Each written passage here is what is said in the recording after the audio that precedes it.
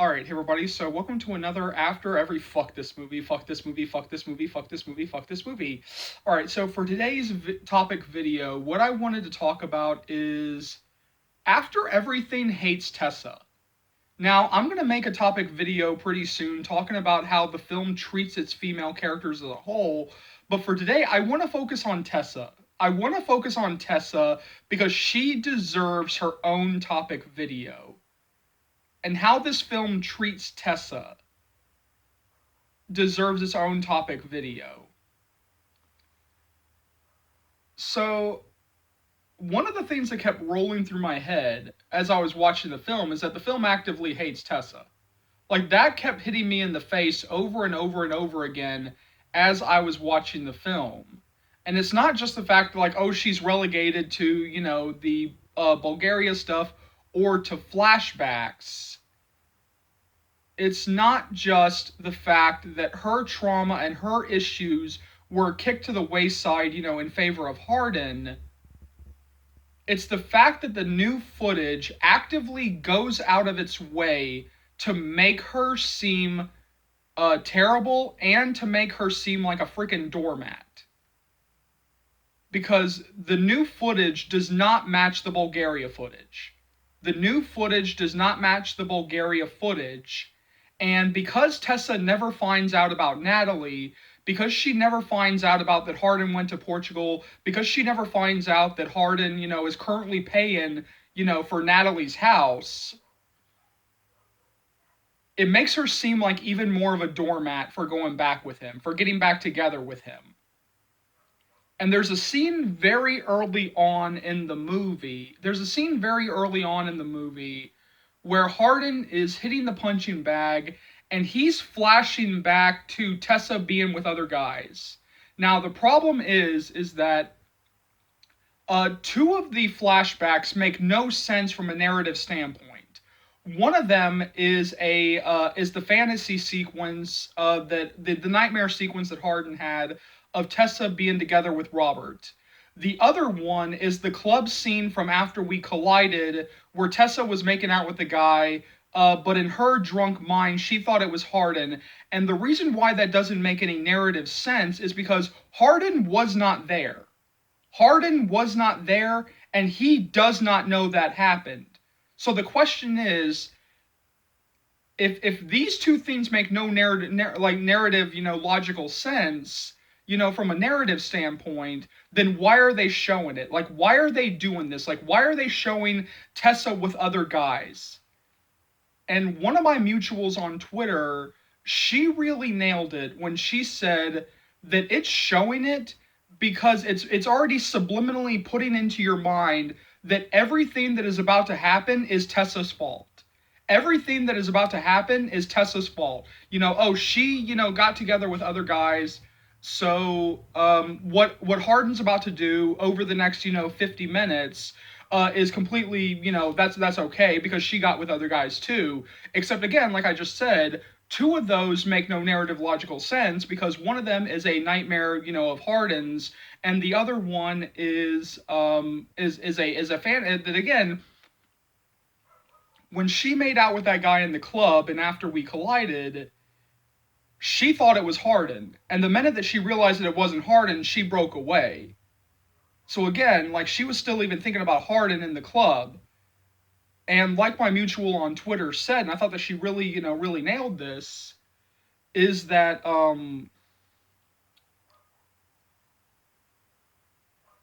that it's there because they're subliminally, or they're pretty much like beating you over the head and like putting it already in your mind that everything that you're about to see, Hardin do is basically to give Hardin an out. And basically to explain it away and to, justify what he's about to do, which includes, fucking a flight attendant, or dream fucking a flight attendant, which again makes no sense. Tracking down Natalie to Portugal, buying Natalie a house, and then, not telling Tessa anything about it. But another thing that I think is even more disturbing,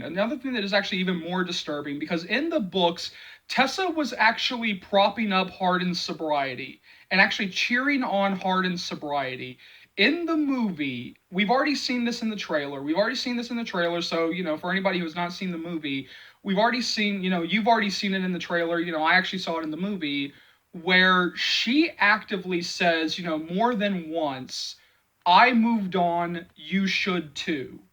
And the way how the film plays it is almost like it's blaming her for his relapsing. It's blaming Tessa for his relapsing. That's how these scenes play out in the film. Because, like, when she texts him, that is the first time that we actually see him, pick up a drink. That is the first time that we actually see him, pick up the flask. Again, putting into your mind that it's Tessa's fault for his relapse. Again, blaming Tessa for Hardin's behavior.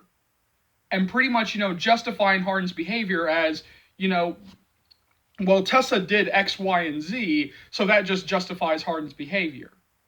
And that's really disturbing to me. It's really disturbing to me that the film, over and over and over again, just seems like it actively hates Tessa and it's setting out to punish Tessa over and over and over again throughout the entire film. Because now that we have the new footage, mixed in with the Bulgaria footage, again, the Bulgaria footage does not make any sense. It's now like you don't even want Tessa to end up with Hardin because of everything that you've just seen for the past 70 minutes. Where you've seen, him pretty much, go off to Portugal, and again, like, well, part of the problem here is that he's treating Natalie better than he ever treated Tessa. Because he never bought Tessa a house. He never, made this, like, grand, gesture, proclamation of, like, oh, I'm going to come, say I'm sorry, He never did, like, all these, like, grand gestures. He never, went to another country for her, to track her down, which, don't do that. I'm not justifying. I am not, supporting that. But he never did all this for Tessa, but he did this for Natalie. And again, it makes Tessa seem like a doormat for going back together with him. And again, the film seems like it actively hates Tessa. It feels like it actively hates Tessa, and it's set out to punish her. And the problem is like, I don't even understand why. Actually, I think I do understand why. Is because Joe did not want to come back. But the thing is that we've now found out that they filmed a whole bunch of other stuff in Bulgaria, stuff that we've actually been screaming about, like, oh, why didn't you include this? Why didn't you include that? Like, like, oh, these very important issues, like the infertility, the miscarriage, like all this stuff, like more stuff with the kids. Like, why didn't you include all this? Like, why do I need to see, Hardin, gallivanting, all over Portugal? Like, why do I need to see, like, all this other bullshit? And why did you not include, more important, issues? Like, why did you kick Tessa's issues to the wayside? Like, why did you not include, like, all of her issues? And why did you mainly, drive the focus onto him? And so now, because we actually have that information of somebody who was actually in Bulgaria, who messaged somebody and said, hey, by the way, they did film, more infertility stuff. They did film more pregnancy stuff. They did film, more stuff with the kids. And again, it's just like, and it just shows just like how much of a slap in the face this is to Tessa. It shows how much of a slap in the face this is to Tessa as a character and to Josephine Langford as an actress. And that's the problem that I kept having over and over again throughout this entire film, is that this felt like punishment to Tessa, and this felt like a big fuck you to Josephine Langford. Because like I said, the film is like very dangerously close to the edge of blaming Tessa for Hardin's relapse. Because the time that we actually see him, like really like pick up the drinks is when Tessa, texts him and says, hey, I moved on, you should too. That is the first time we actually see him relapse. That's actually the first time we actually see him pick up a drink, is when he's sitting there at the laptop and he texts, Tessa, hey, can we talk? Hey, I'm trying to get, sober, like all this stuff. And, she texts back, I moved on, you should too. And then we see him pick up the flask and, drink from it. And again, like relapsing, again, putting into your mind that Tessa is the reason for his relapse. And then we have, again, like the scene where Hardin's, hitting the punching bag, where he starts flashing back to all the times that Tessa, is with other guys, and even though, you know, this stuff does not make any narrative sense, even though it doesn't make any narrative logical sense here, again, the film is putting into your mind that everything that you're about to see is Tessa's fault. If Tessa had not done X, Y, and Z, then we would not be here. And almost more subliminally, it's like if Joe had just said yes, if Joe had just, you know, rolled over and, you know, taken, you know, all the abuse, you know, all the misogynistic, sexist bullshit that she's taken over, you know, these 5 years, that if she had just, you know, just rolled over and taken it, you know, we would not be here. We would not be doing this. We would not be, you know, doing, you know, these, you know, this nonsensical, unnecessary, offensive, sexist, you know, pointless, you know, Portugal detour. We would have given you guys exactly what you want, and that is the biggest fuck you of all. The biggest fuck you of all to both Tessa and Josephine Langford is the fact that all of this is pointless. All of the Portugal stuff, all of the new footage, other than the Vance Harden sequence, every single piece of new footage is pointless. Every single one, other than the Vance Harden sequence. Every single one is pointless. Is pointless, offensive, unnecessary, sexist, misogynistic, and really offensive. So yeah, jump down to the comment section below. Let me know what you think about all this. As always, thank you so much for watching. Thank you so much for your continued love and support. As always, remember, if you like what you see here and you want to see more, go ahead and hit that subscribe button. Let's go through all the stuff you'll be able to find on this channel right now. So I'll be bringing you guys constant updates on After Everything, all the After spinoffs. It ends with us, Hush Hush, The Mister, The Ballad of Songbirds and Snakes. Once we start getting more and more information about Hush Hush and the Mister, I will be bringing you guys more and more information on that as we go along.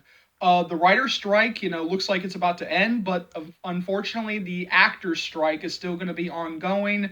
But once both strikes are over, I will be bringing you guys more and more information on It Ends With Us once they get back into production. And once we start getting closer and closer and closer to the release date of The Ballad of Songbirds and Snakes, I'll be bringing you more videos based around that. Because I was terminated for so long, there's still some stuff from After We Collided that I do have to catch up on, including topic videos, and those are coming sooner rather than later.